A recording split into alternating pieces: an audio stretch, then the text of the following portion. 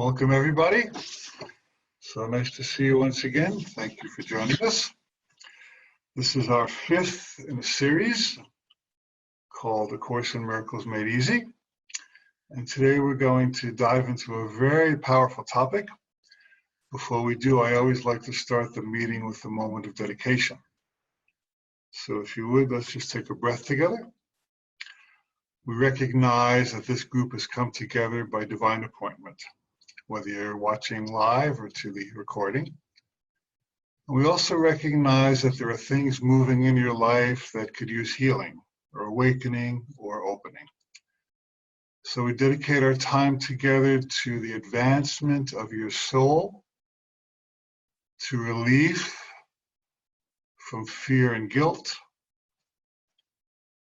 and to opening your heart to all that you can be. Maybe just one little step today, but one step is powerful. So we ask blessings and healing for each person. We know that in spirit it is already so. And if you care to say with me out loud, and so it is. And so it is. Today's lesson is really exciting to me because it really pierces to the heart of A Course in Miracles. There's really nothing like the Course. There are things that are similar, but the Course really describes the universe in terms that are so clear and so unambiguous that it has to get our attention. And in today's lesson, we're going to look at relief from sin, relief from fear, relief from guilt. And what is more powerful than feeling you're guilty or sinful or wrong, and then someone coming along saying, forget it, it ain't happening, you're off the hook, case dismissed. And that's exactly what the Course does. It relieves you from any sense of burden, of guilt, of sin, of obligation, of punishment.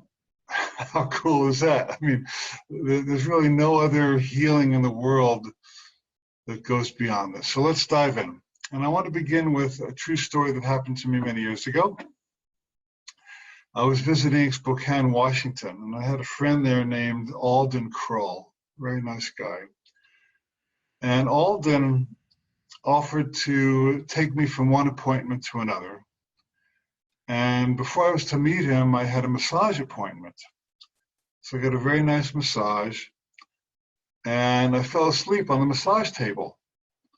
And the therapist thought, well, the guy needs to sleep, so she didn't wake me up. And I slept for a little while, and by the time I got up, I realized that I was going to be late for my appointment where my friend Alden was supposed to pick me up. And sure enough, when I got there, it was so long since he had come that he had given up and he'd gone home. And I felt terrible. Here this guy had offered to give me a ride out of the goodness of his heart, and I selfishly fell asleep on the massage table and missed my appointment with him. And so I happened to see him the next day, and I said, Alden, I'm so sorry. I fell asleep, and I know you were waiting for me, and it was so kind of you, and I just feel horrible that I missed my appointment with you. And he said something to me that changed my life. He said, that's all right. He said, would you like a ride somewhere else today? And that stunned me, because in a worldly sense, somebody who had been stood up or blown off like that would have said, forget you, I'm not going to take you anywhere. But what he did was he proved to me that what I believe was a sin was not really a sin, that I had not really hurt him. And I want to suggest that this is actually the essence of the entire Course in Miracles right here, to demonstrate that what you believe you did to wrong God, to wrong people, to wrong yourself, has had no real effect whatsoever. Now we make errors, But the Course distinguishes between a sin and an error. The Course says that a sin requires punishment, but an error simply requires correction. So the Course wants to get us off the hook from any belief in punishment. It wants us to correct our errors, but not from some wrathful God. The Course defines God only as a God of love. And I'll tell you one more cute story, and then we'll go to some quotes from the Course. Many years ago also, I was visiting some friends in Toronto, and it was springtime, and you know that area in Canada is a lovely fruit area, so we went out, we bought a bunch of strawberries, and we were driving home, and I was sitting in the back seat next to the bag of strawberries, and I was just casually picking strawberries out and munching on them. And when we got back to the house, I realized that I had eaten a lot of the strawberries. I wasn't really conscious of how many I was eating. And so the hostess said, well, I can't wait to get in the house now and make some strawberry shortcake. And I go, oh, man. So I said, Christine, I have a confession to make. I said, I'm sorry, I ate a lot of the strawberries. So I said, you know, I guess that means I don't get any strawberries on my piece of cake. So that was my idea of self-punishment. And she said, oh, no, Alan. She said, because you like strawberries so much, it means that you get extra strawberries on your cake. And I tell these two stories because both of them reverse the cause and effect that we've been taught is required in a world of sin and punishment. In both cases, the people demonstrated to me that I was not bad, I did not need to be punished. And the Course says to demonstrate to your brother that the sin he believes he has committed has had no effect on you. Now that's huge. That's huge, because we spend a lot of our time demonstrating how our brother's sin has hurt us. And sooner or later, we're going to get to the lesson in the Course where it shows that any illness you have actually makes someone else guilty, because it proves to that person how much they hurt you. And the Course wants to reverse this whole paradigm of you hurt me, and now you deserve to be punished. So let's take a look at some of these really powerful quotes from the Course on this subject. So the Course says, your mission is very simple. You are asked to live so as to demonstrate that you are not an ego. Now, egos can be hurt, egos can be offended, egos can be victims, egos can be damaged, egos can demand retribution. And the Course wants us to rise above that. There's a very profound section in the text called Above the Battlefield. And it says there's this whole battlefield going on earth, and if you're not careful, you will get caught up in it. But you have the ability to rise above the battlefield and exist in a dimension and a reality that far transcends what keeps so many people on the earth suffering. Wow. The Course in Miracles literally is a guide to the end of suffering. It really is. Our personal suffering and global suffering. That's what it is. Nothing less than that. The Course says, this is even more powerful. It says, all that you believe must come from sin will never happen. Wow. Does that reverse a lot of what religions have taught us? We're going to hell for eternity, we will suffer. And the Course says that we make up stories about what sin is and what punishment is, which has nothing to do with reality or God's truth. So take a moment. I've meditated on this lesson quite a bit. take a moment to think about what you think will happen as a result of your sins. Think of the worst thing you've ever done or are doing, and the punishment that you expect. And the Course says this will not happen. God will not punish you. That's a big one, isn't it? I recall one of my Japanese clients told me that he married at a young age and he very much wanted to have children. And his wife was infertile. And he divorced her. And years later, he married another woman. And they had a child. And the child was disabled.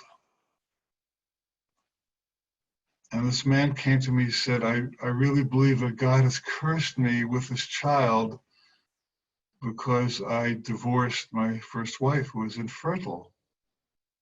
And I asked him a few questions. I said, do you love your daughter? Oh, yeah. Does she open your heart? Oh, yes. Does she make you, I know she's difficult to deal with her disability, but does she make your life better in any way? Yes, she's such a blessing to me. I can't imagine not having her. So I said, well, maybe your daughter's disability is not a curse, but maybe it's a blessing that it gives you an opportunity to love more.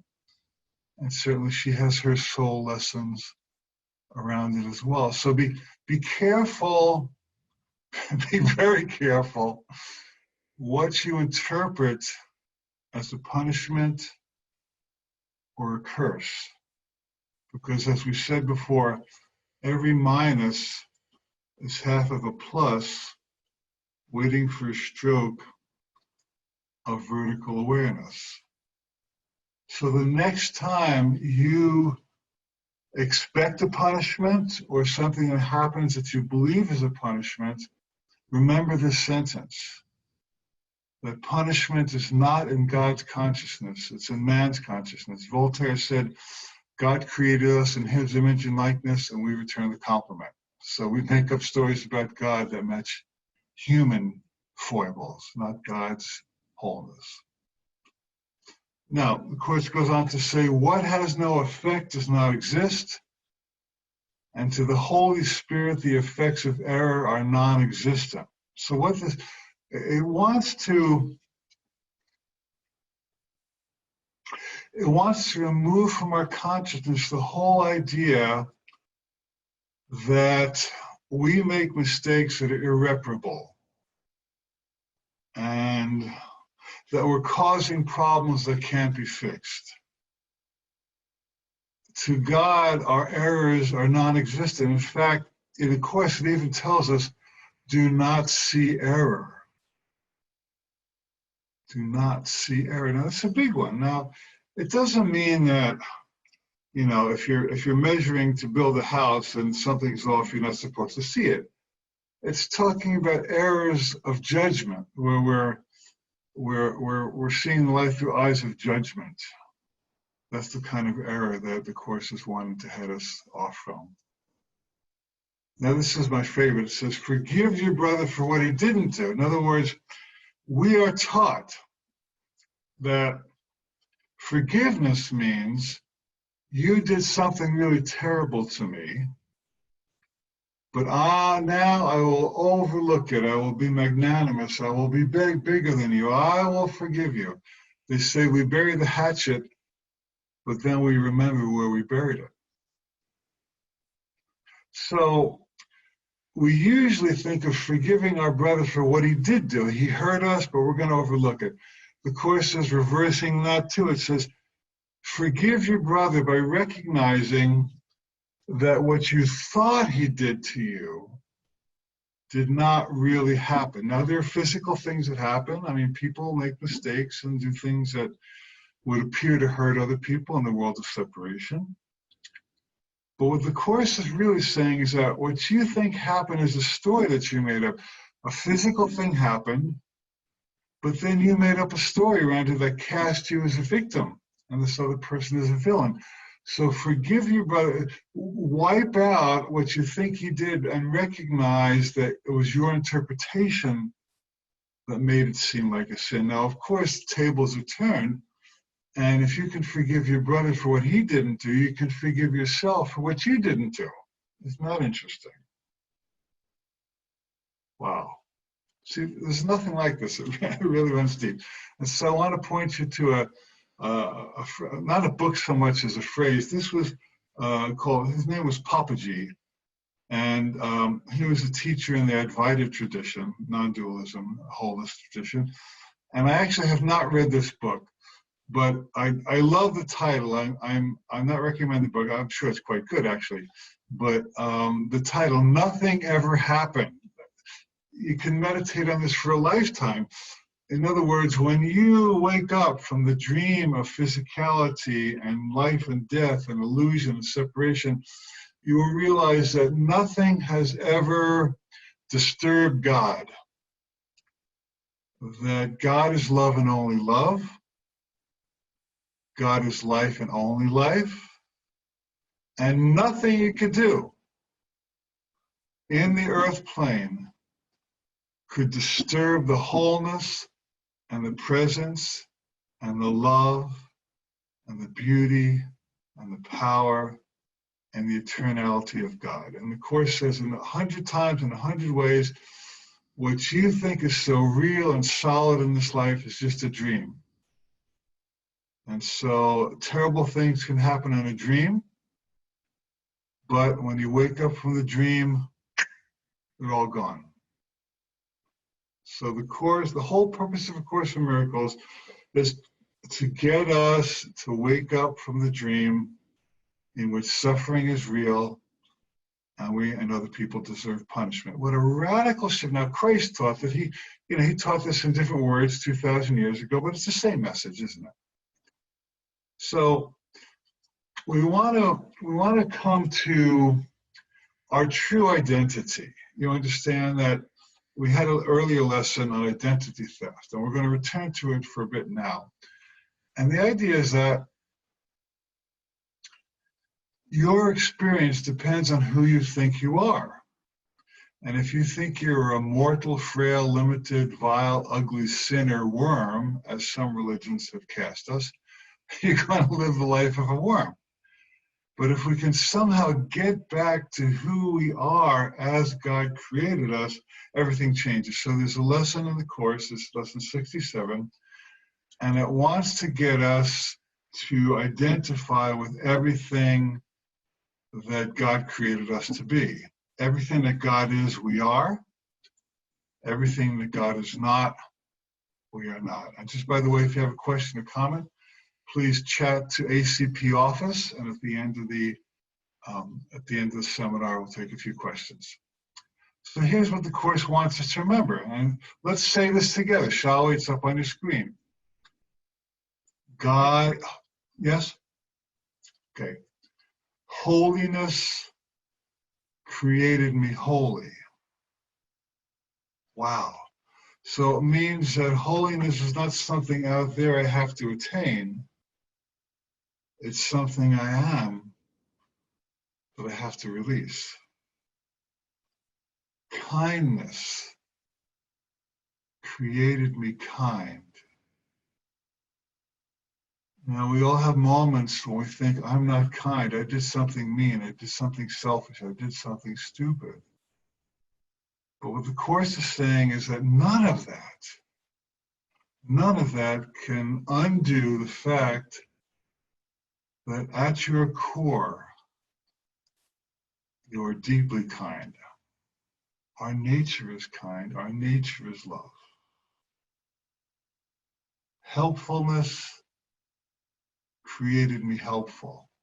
Wow, I naturally want to be helpful. This is why when I'm helpful, it feels so good. Studies show that people who give money to charity are healthier and live longer because the joy of giving is a match to our true nature. And when you live in alignment with your true nature, health follows naturally. Makes perfect sense, doesn't it? And finally, perfection created me perfect. Wow.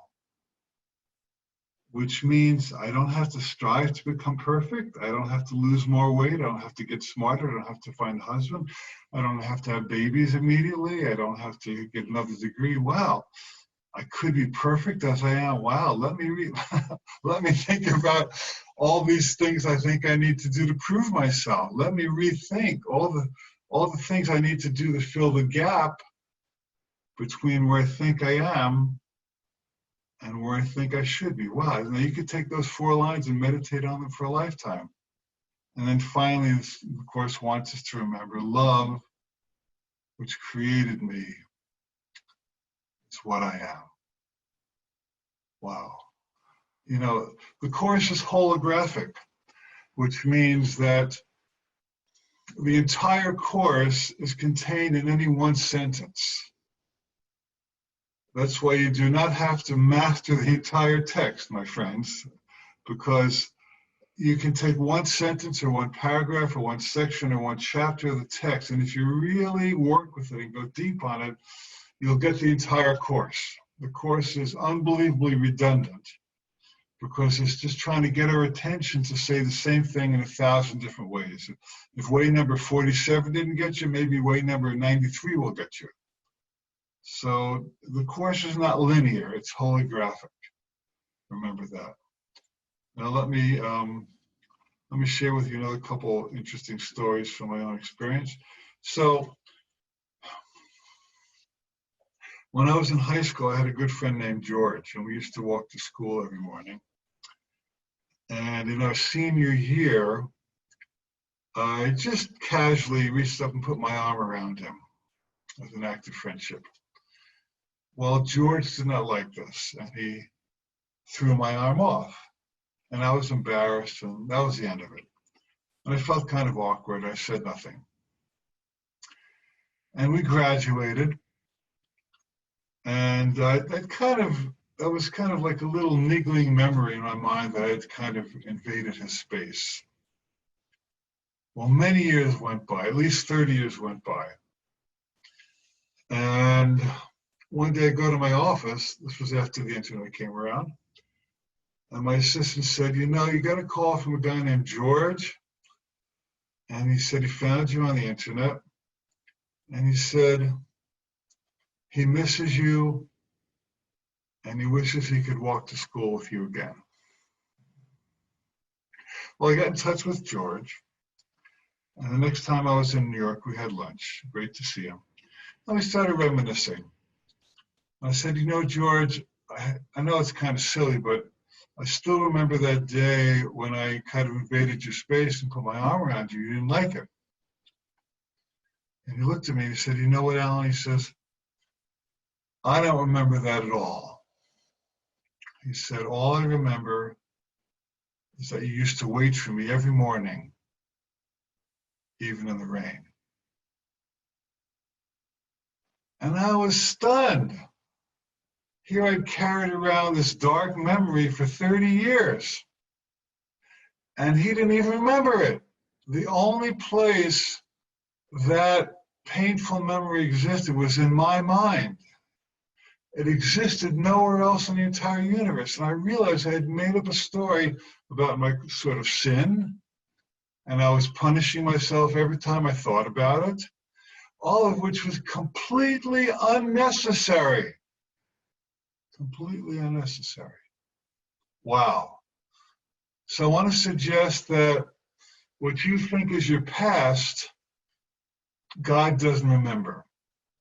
And there's actually a funny story about a priest who heard about a woman who was, quote, channeling Jesus, and he wanted to disprove her. And so he went to her and he said, is it true that you talked to Jesus? Yes. Would you ask Jesus a question for me? Of course. Ask Jesus, what was the sin that I committed when I was in the seminary? The woman said, fine. Come back next week and we'll have your answer. So the priest left smugly, thinking she will never know what that is. And I'll prove her to be a fraud. Comes back the next week. Did you talk to Jesus this week? Yes, I did. Did you ask him what was the sin I committed when I was in seminary? Yes, I did. What did Jesus say? Jesus said, I forgot. So we have memories of our sins, but God doesn't. And the Course has some really cool things to say about this. The Course says, the past is over, it can touch me not. Past is over, it can touch me not. So think about the elements of your past that you believe can come back and bite you or haunt you. Your sins, your errors, your botched relationships. Maybe you committed a crime that you didn't get caught for. Maybe you had an affair, some secret. And what if none of that mattered? What if that does not exist in the mind of God? What if it's not going to come around and get you? And then the Course beautifully, poetically says, all your past except its beauty is gone. And nothing is left but a blessing. So back to that guy who had the disabled child. Well, it was a blessing that he got to develop his relationship with his daughter like that. We're not mitigating the fact that there are difficulties, but really working through those difficulties and falling in love with her and supporting her and developing his relationship with her. That was a huge blessing. So did God come back to curse him? No. God came back to bless him. It's a little bit of a longer quote, but it really works. It says, I have saved all your kindnesses and every loving thought you ever had. I have purified them of the errors that hid their light and kept them for you in their own perfect radiance. They are beyond destruction and beyond guilt. Wow. So once again, the Course in Miracles wants us to achieve a radical paradigm shift, a 180 on what we think are our sins and what we think we owe. Wow. And then finally it says, God does not forgive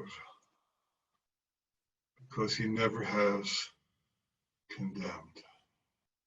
We condemn and we attempt to offset condemnation with forgiveness, but you know, if you never, if you didn't do something wrong, then there's no need for forgiveness. Wow.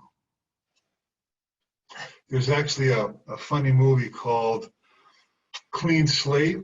It's not a great movie, but I want to underscore the message. So it's an old Dana Carvey movie, and in the movie, Dana Carvey plays a private detective, but he has this malady where he forgets everything that happened before today. So he's not a very good detective because he loses his memory. And whatever happened before today is not in his reality. Well, one day this woman comes pounding on his door, and she comes in with tears, and he says, "What's up?" He says, "Well," he doesn't know her. And she says, "Can you ever forgive me for what I did to you? I'm so sorry for what I did. Can you forgive me?" He says, "Well, sure." And he can forgive her because he had no idea what she did.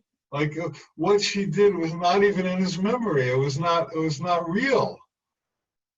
And so this is the attitude that God has toward us. We're pounding on his door. Can you forgive me, God, for this terrible thing I did? And God said, what did you do?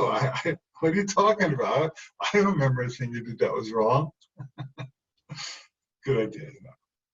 Okay, so let's go back. Let's go more to the metaphysics of the Course. So the metaphysics of the Course is that God does not punish us, but we punish ourselves. And so what happens, I want to set this up for you psychologically. So we've been taught that you do something wrong and then you get punished, and then that punishment offsets your sin. So you wrote with crayons on the wall when you were a kid, and you got time out, or you didn't get dinner, and so you sinned, you got punished. You were speeding, and you got a ticket, and you pay a fine. Listen to that word. And once you paid your fine, now you're fine again. Or you did something wrong, and your parents spanked you, and so you did something bad. You had pain, and the pain paid off your sin. So this is the way of the world. This is not an eye for an eye and a tooth for tooth. But Gandhi said, if that's really true, then the whole world would be blind and toothless, because it doesn't work in the long run. So we learned that if I do something bad, I'm going to be punished. But listen to this. This is really subtle now. If I can punish myself before someone else punishes me, like God, the big bad punisher, then I can pay off my debt and I can escape the bigger punishment by me deciding what the punishment is and giving it to myself, and then God won't give me the big punishment. This is good psychology here. So in that sense, we can say that all punishment is self-punishment. And that's what I said on line 1. And line 2 is the ego believes that by punishing itself, it will mitigate the punishment of God. This is deep stuff, but it really works if you get to it. So my definition of punishment is punishing yourself before God doesn't. In other words, if you did not punish yourself and you waited around to see if God would punish you, God wouldn't. Once again, this is a radical system, isn't it? It's a steep path. It's the complete undoing of the belief system of the world that we believe is so real. So I want to underscore this powerful lesson. It says, it's a little longer, but I really want to go for it. It says, you need not fear that the higher court will condemn you. It will merely dismiss the case against you.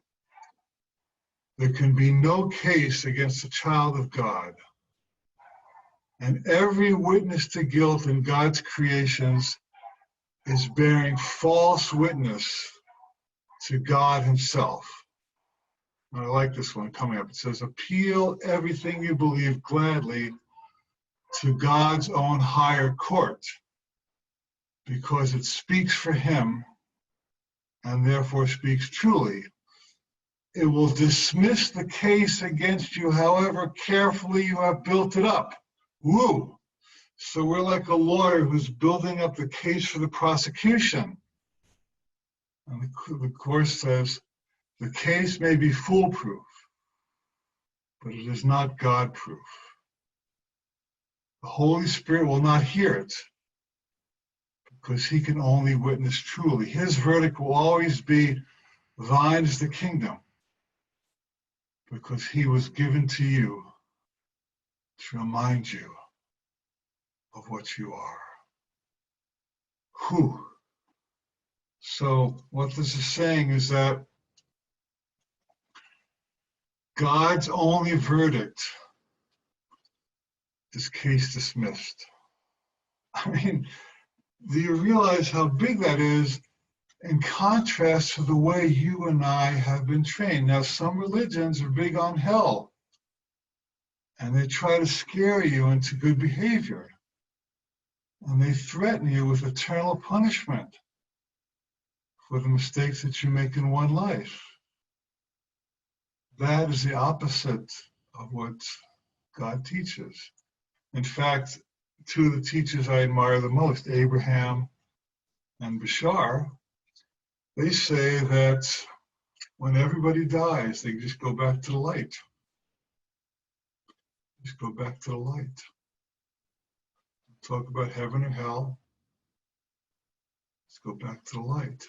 In fact, another great channeler, Emmanuel, a great channel source, Emmanuel says, when you die, it's basically like just taking off a tight shoe.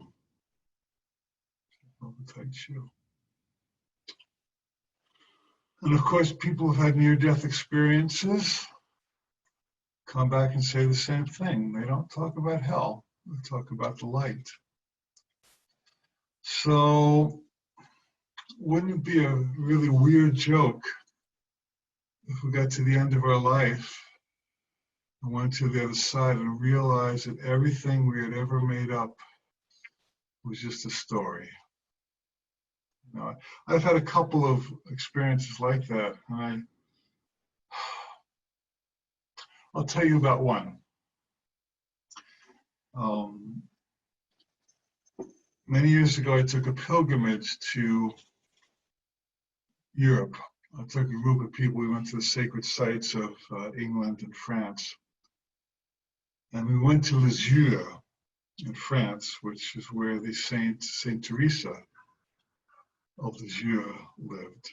And we just happened to arrive on her feast day. Can you imagine that? We didn't even know. And we went to this big service, and it was lovely. And everybody was heading out to the bus. And I saw a sign that said, "To the crypt." And, you know, crypt was never a happy word for me. I think of Edgar Allan Poe tales of the crypt like death and gory and bones and all that kind of stuff. But something said, go check it out. So I went down these stairs, and it's kind of like an underground chapel. And in the front, there's this tomb where the bones of Saint Teresa are laid. I sat down in the front row. I don't think anybody else was there, actually. And I just started to meditate. And something happened to me that never happened before.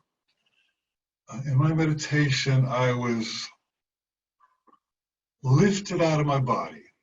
Now, this was not like Casper the Friendly Ghost, where this blob of ectoplasm just kind of went up floating around the ceiling. What happened was I lost all body consciousness. And it's almost impossible to describe this in words. But I went home to God. It was the most amazing thing that's ever happened to me. I no longer had a body. I no longer had any sense of the material world. I existed in a state of pure bliss.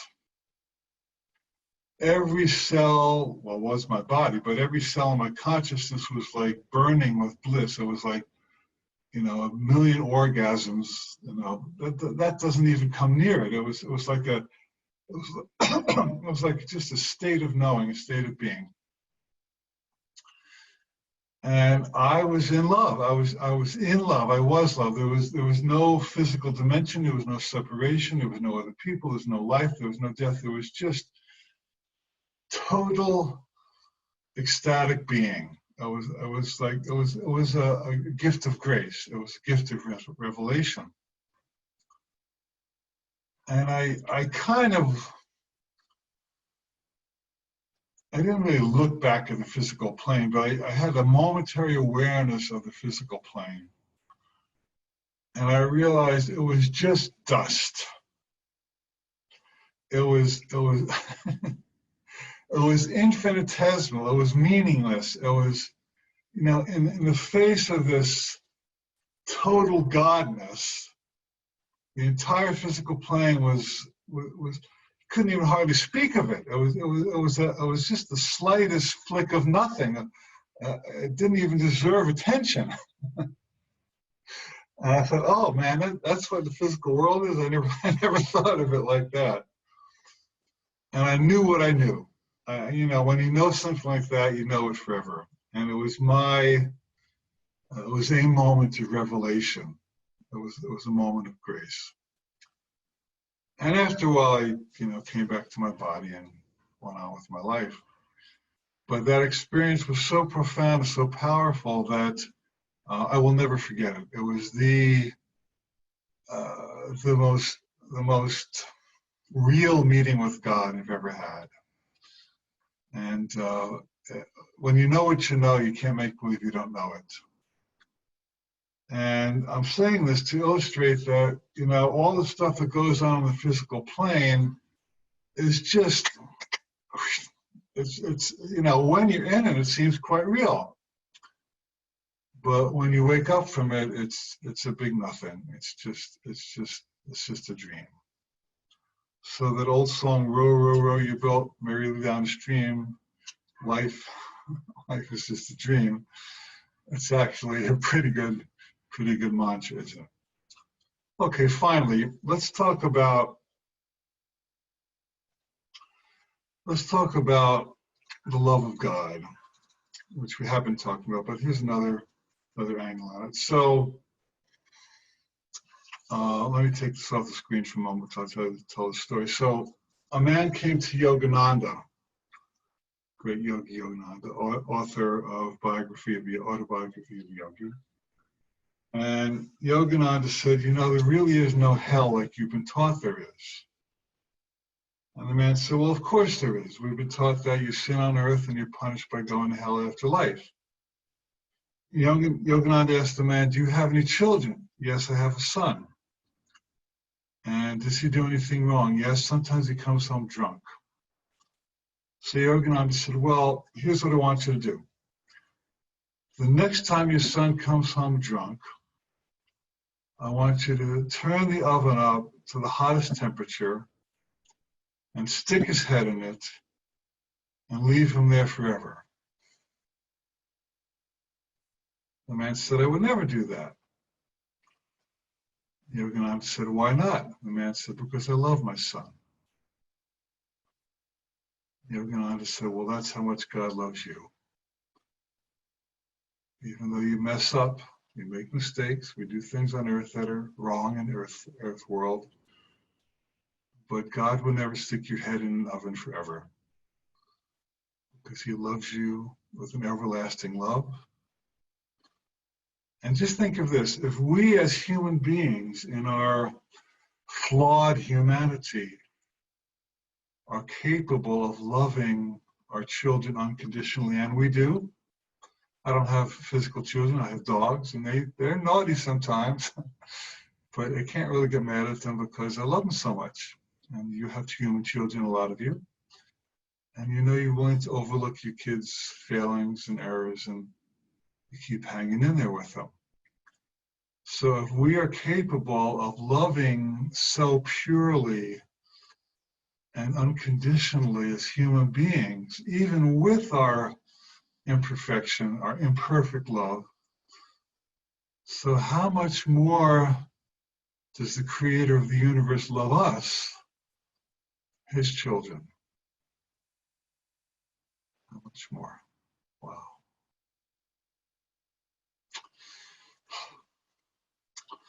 Okay, so let me show you these last couple quotes and then we'll take questions. If you want to ask a question or make a comment, please do. So the Course says, now are we saved indeed. And another place in the Course it says, it's not what you're being saved from that's important, it's what you're being saved for. In other words, God has a destiny for us. And if you're being saved, it's to enable you to live out your highest destiny. For in God's hands we rest untroubled, sure that only good can come to us. Oh, look at that last sentence. Sure that only good can come to us. So if you want a good meditation, sit in the morning and say, only good can come to me. God promised me only good can come to me. Today, only good can come to me. Surely goodness and mercy shall follow me all the days of my life. Same thing, the Course says. And finally, you can indeed depart in peace because I've loved you as I love myself. This is Jesus speaking as the author of the Course. You go with my blessing and for my blessing. Hold it and share it, that it may always be ours. You can depart in peace. What a burden is taken off our shoulders. And, even in the New Testament, Jesus said, my yoke is easy, my burden is light. He didn't say, I'm going to scare the hell out of you by threatening hell. He said, my yoke is easy, my burden is light. Course in Miracles made easy. And, not many people think the Course is hard, but, the more I go through the Course, the more references to easy I find it. It says over and over and over again, it says this Course is easy. It's a lot easier than carrying a burden for the rest of your life, isn't it? It says you make it hard by your self-punishment and thoughts of sin and what you think you need to do to pay off your sins. And karma is just kind of a sanitized form of sin and punishment. We'll go into that later on. But can we claim our freedom today? Can we dump our past? Can we step into the glorious now? Can we forgive ourselves? Can we forgive others? Can we let ourselves off the hook? Can we say, case dismissed, I'm going to get on with my life? Can we say, today's a new day, I want to start over? Can we say, I love you? What else can we say? Okay, we've given a lot. This is a very rich chapter and a very rich subject. So once again, if you didn't get it all, that's fine. If you got just one sentence or one quote or one idea or one story, that's really good.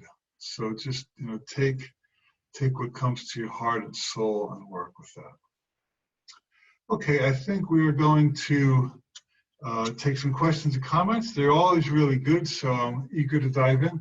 So my friend Nishank is going to field them today and share them with me. So Nishank's all the way over in Mumbai. Can you believe that? With miracle technology.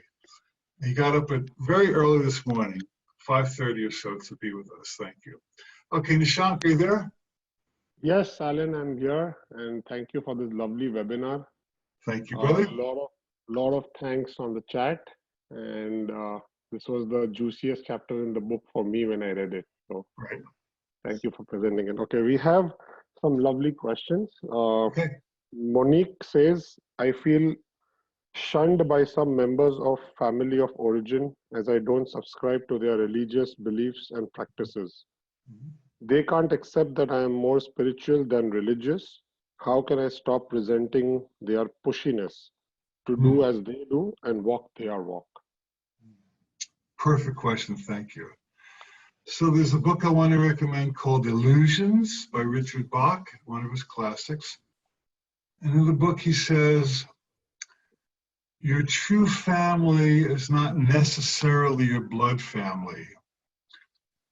Your true family is your spiritual family. And so, you have to understand first that if your family shuns you or criticizes you, it's only out of their own fear and insecurity. People who are secure in the spiritual path do not need to impose their beliefs on others or punish them if they don't agree. So reframe your family as wounded. Reframe their criticism as their own call for love. Once again, the Course says that every act is either a pure expression of love or an unskillful call for love.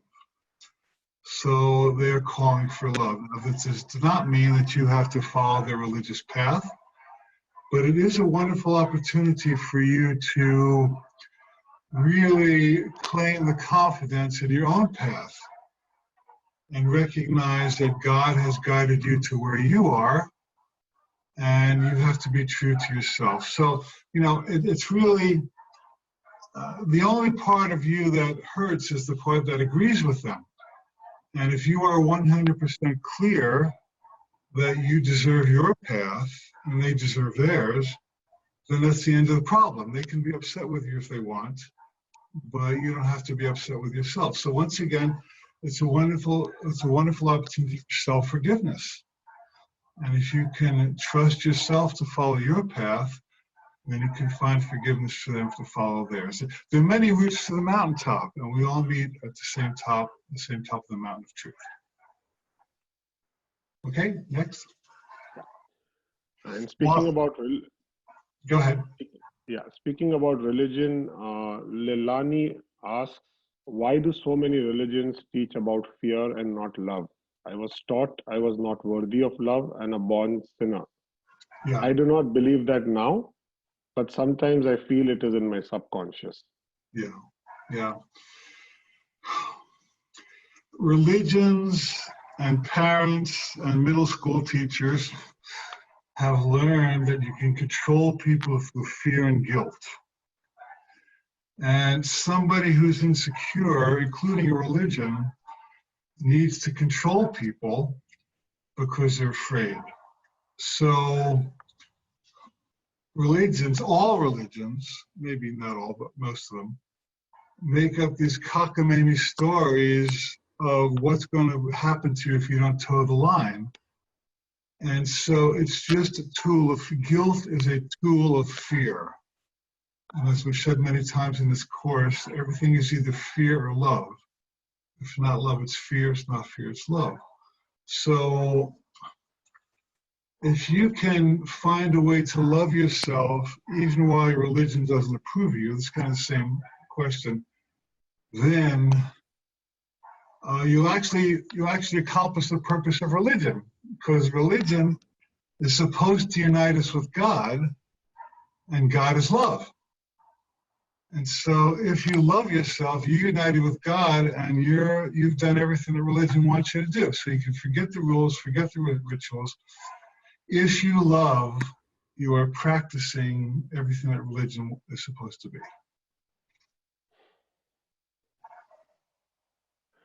Good. All right. Thank you, Alan. We have two lovely questions very related to today's topic, and I think it could, if you answer them, it could help a lot of us. Valerie asks, I understand the concept of there is nothing to forgive when it is applied to me and someone who might have hurt me. But it is a lot more challenging to be understanding when someone hurts your child. How can such situations be handled with grace and some same level of understanding? Great question. Yeah. So, universal principles work in every case. And we tend to make up stories that truth is true here, but this particular situation is an exception. So I can forgive, but I can't forgive on behalf of my child.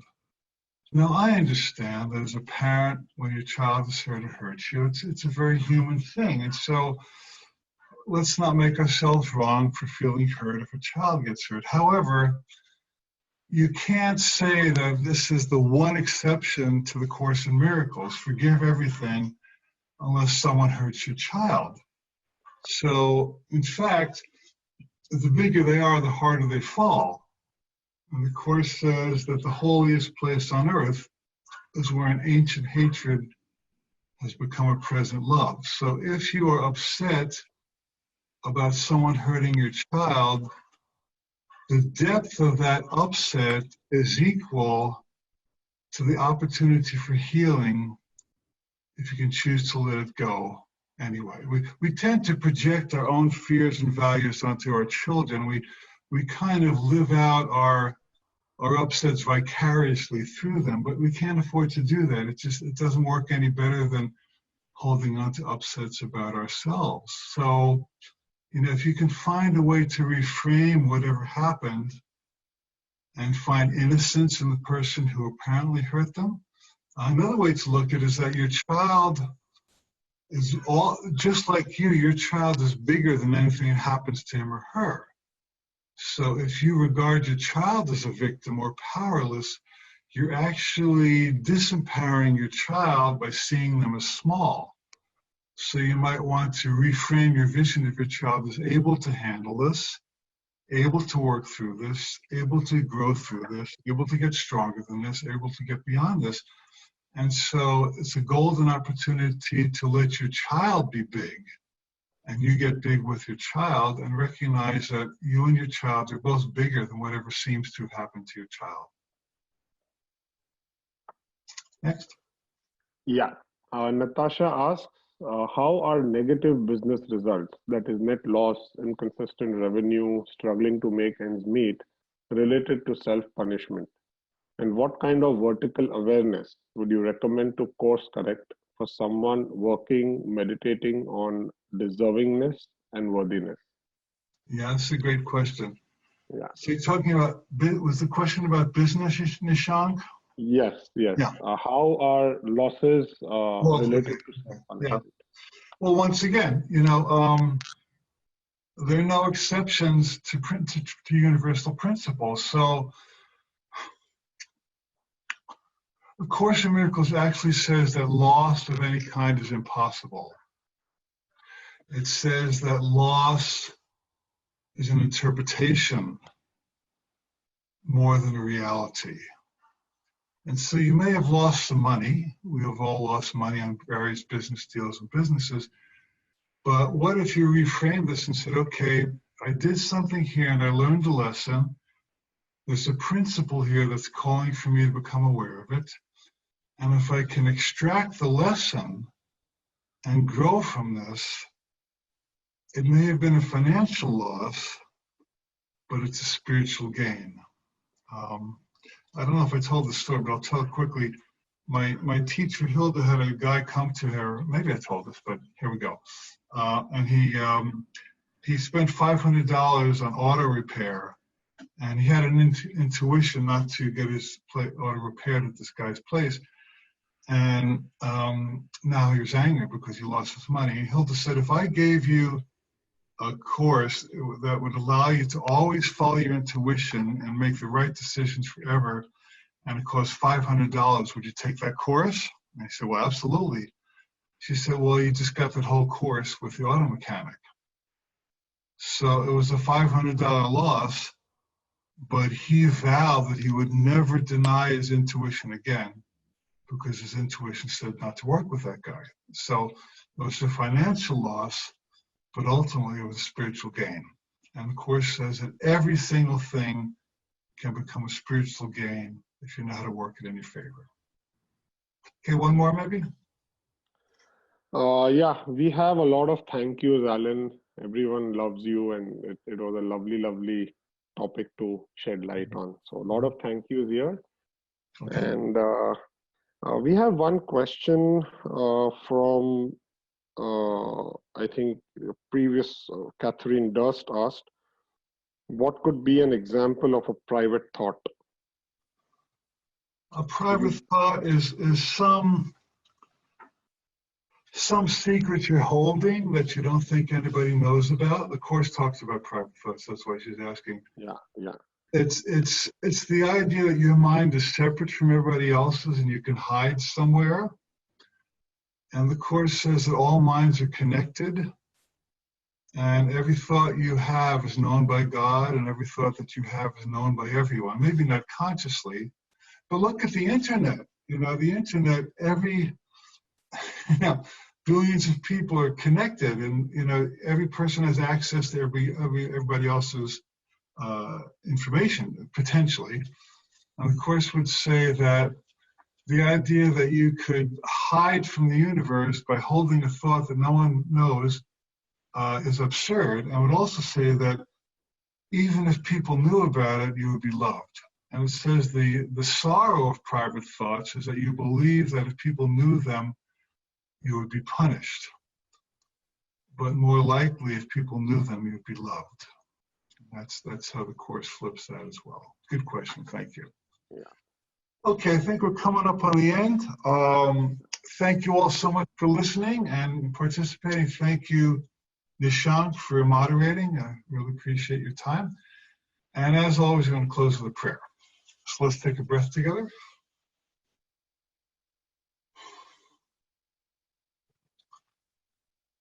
Thank you, Great Spirit, for showing us a way out of hell. Thank you for giving us the tools to relieve suffering. Thank you for demonstrating that the cruel world we thought was so absolute is not. May we now open our hearts and our minds to true forgiveness. We ask now to release ourselves, to release others, to release the world from all that we thought it was. We ask to be made new. We ask to step into a new world. We thank you, God, for creating the world in a way that heals us, that lifts us, and empowers us. Truly, we are all coming home. So it is.